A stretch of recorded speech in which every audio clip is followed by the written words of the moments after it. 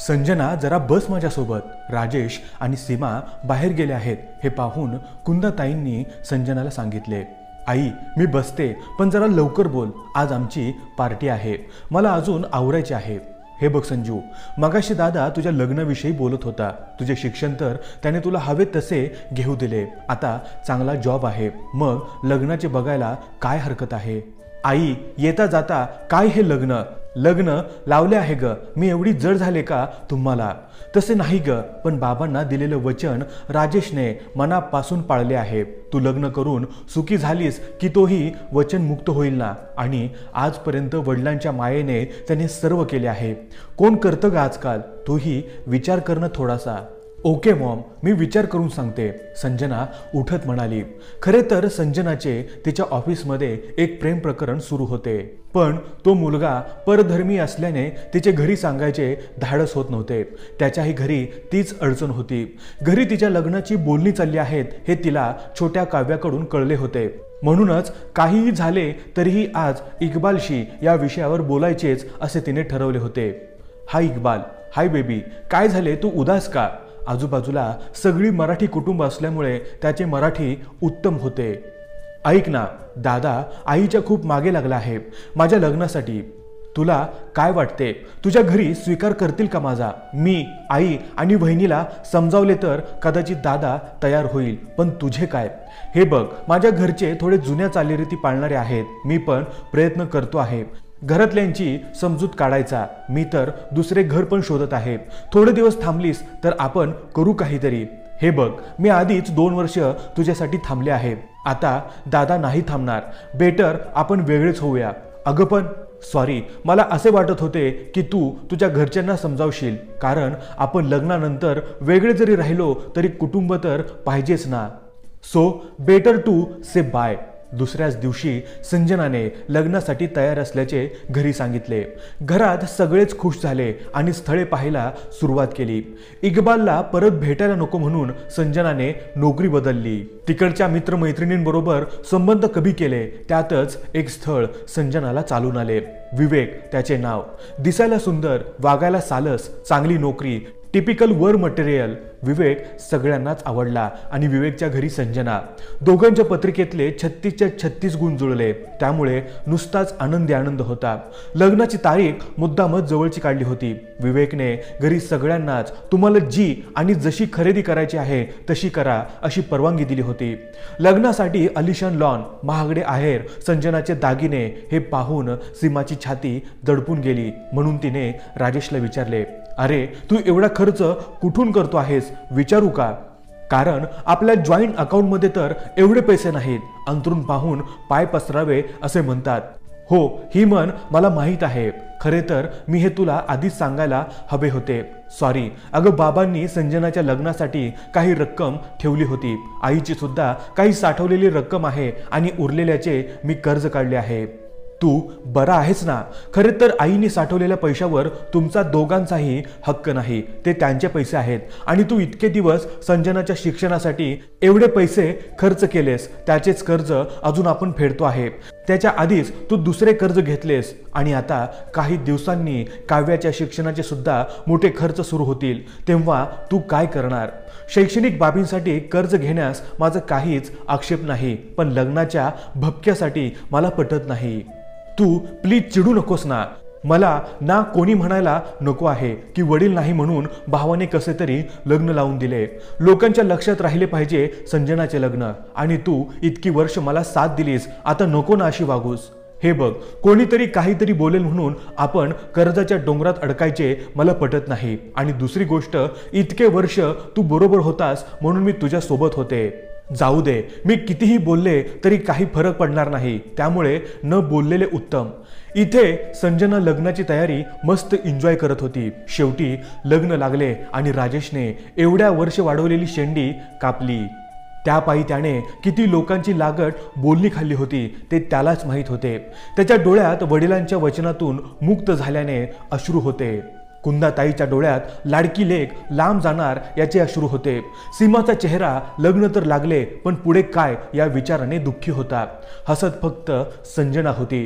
पाठवणी वगैरे झाली आणि संजनाने नवीन घरी गृहप्रवेश केला. लक्ष्मीपूजन केल्यानंतर ती आवरून झोपायला गेली. दिवसभर लग्नाच्या गडबडीत तिने मोबाईल हातातही घेतला नव्हता. आज बरेचसे मेसेजेस तिला लग्नाच्या शुभेच्छांबद्दल होते. त्यात अचानक तिला इक्बालचा मेसेज दिसला. मिस्ड कॉलही दिसत होता. तिने मुद्दामच जुन्या ऑफिसमधल्या कोणालाच लग्नाची कल्पना दिली नव्हती. मग अचानक कसा? तिने उत्सुकतेनेच पाहिले आणि वाचून ती सुन्न झाली. मेसेज होता, फायनली मी जीव देण्याची धमकी देऊन माझ्या घरातल्यांना इमोशनल ब्लॅकमेल केले आणि ते घाबरून आज आपल्या लग्नाला हो म्हणाले. तुला सरप्राईज द्यायचे म्हणून इतके दिवस काही बोललो नाही, पण तू तर आज माझा फोनही उचलला नाहीस. So be ready for our wedding. काय करावे तेच तिला सुचेना. इतका वेळ लांबून तिच्याकडे लक्ष ठेवणारा विवेक तिला घाबरलेली पाहून तिच्या जवळ आला आणि काय झाले असे विचारू लागला.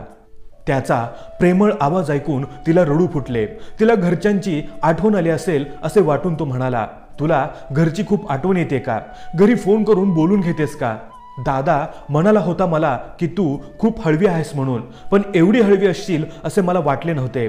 संजनाला यावर काय बोलावे ते सुचेना. तसेही इक्बालचा मेसेज वाचून तिला धक्का बसला होता. म्हणून खूप दमले आहे या सबबीखाली तिने विवेकला कसे तरी खोली बाहेर काढले. दुसऱ्या दिवशी सत्यनारायणच्या पूजेला संजना काही न बोलता विवेक सोबत जोडीने पूजेला बसली खरी, पण तिचे काहीतरी बिनसले आहे हे सगळ्यांच्या लक्षात आले होते. त्यामुळे विवेकच्या घरचे सगळेच तिच्याशी थोडे जपून बोलत होते. पूजा होता होताच कुंदाताई कुटुंबियासमवेत आल्या. पूजा संपल्या लगेच संजना कुंदाताईंना बिलगली. हे बघून नाही म्हटले तरी विवेकच्या घरच्या वडीलधाऱ्या स्त्रियांनी नाके मुरडली. पण सगळ्यांना आश्चर्याचा धक्का तर तेव्हा बसला जेव्हा संजनाने घरी जायचा हट्ट केला. आता मात्र विवेक वैतागला. संजना, अगं परवाची आपली सिमल्याची तिकिटे आहेत विमानाची, तिथे जाऊन आल्यावर गेलीस तर नाही का चालणार? पण हे ऐकून संजनाने रडायला सुरुवात केली.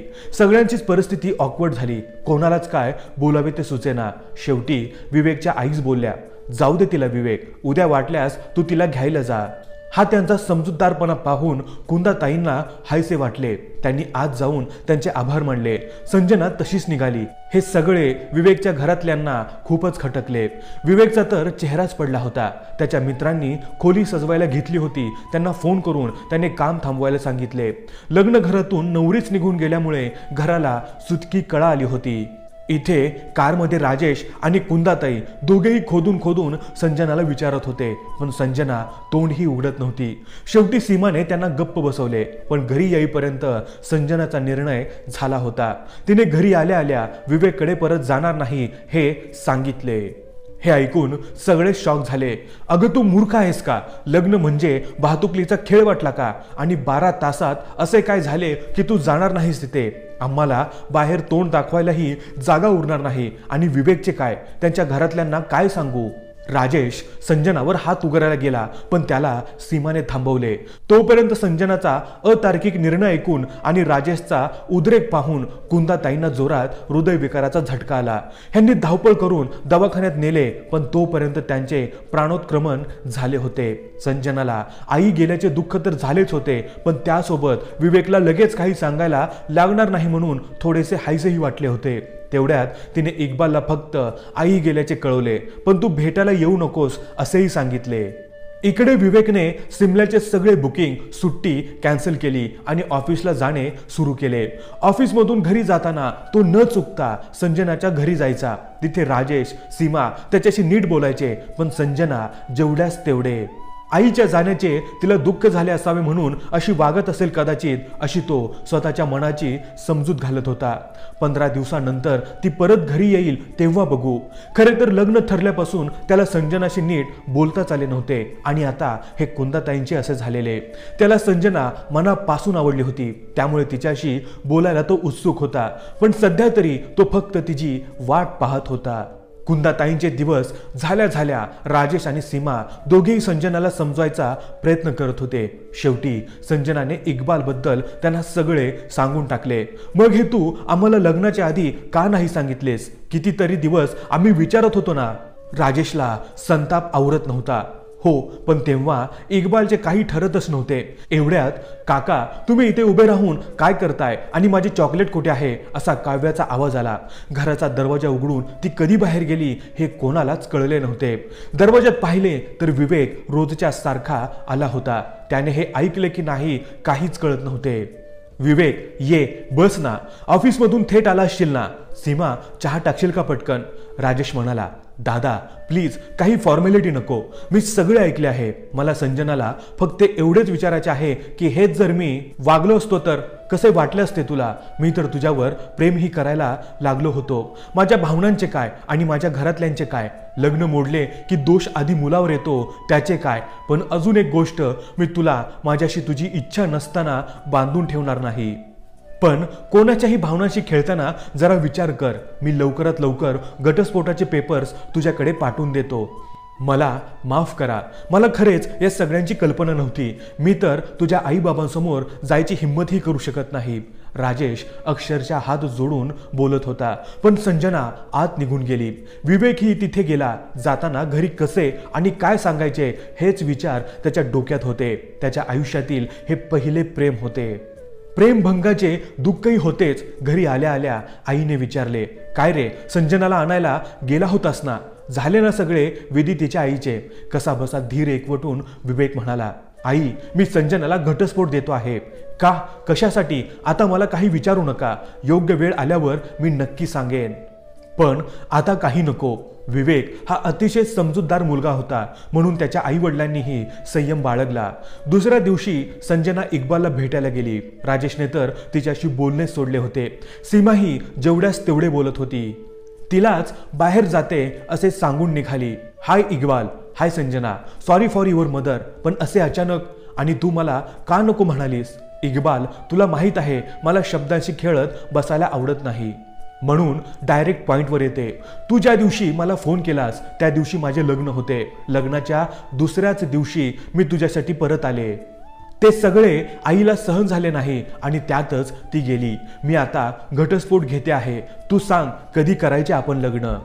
आर यू मॅड संजना, तू हे कसे वागू शकतेस. लग्न झाले होते तर सांगायचे ना मला. तुला काय वाटते माझे पॅरेंट्स हो म्हणतील लग्न एका डिव्होर्सी सोबत. It's just impossible. सॉरी, मी नाही लग्न करू शकत तुझ्याशी. ओके, तू जाऊ शकतोस, मी बघते काय करायचे ते. म्हटल्याप्रमाणे विवेकने काही दिवसातच पेपर पाठवले. दोघांचा संसार सुरू होण्यापूर्वीच मोडला. विवेक आणि सीमाने तर काही दिवस बाहेर जाणे बंद केले होते. दादा, वहिनी, मला तुमच्याशी काही बोलायचे आहे. संजना दोघांनाही म्हणाली. अजून काही ऐकवणे बाकी आहे का. राजेश म्हणाला, दादा मला माहित आहे तू चिडला आहेस माझ्यावर, पण तरीही मी बोलणार आहे. इक्बालने माझ्याशी लग्न करायला नकार दिला आहे. मी इथेही राहू शकत नाही कारण तुला माझ्यामुळे होणारा त्रास मी पाहते आहे. मी नवीन जॉब शोधला आहे दुसऱ्या शहरात. मी उद्याच जायला निघते आहे. कालांतराने तुझा राग शांत होईल अशी अपेक्षा आहे. यावर न राहून कधीही नव्हे ती सीमा बोललीच. राग शांत होईलच ग, पण तुझ्या एका दिवसाच्या खेळापायी माझा नवरा कर्जात बुडालाच आणि तो बिचारा विवेक तर आयुष्यातून उठला. हे सगळे कधी विसरता येईल असे वाटते तुला. या प्रश्नाचे उत्तर मात्र संजनाकडे नव्हते.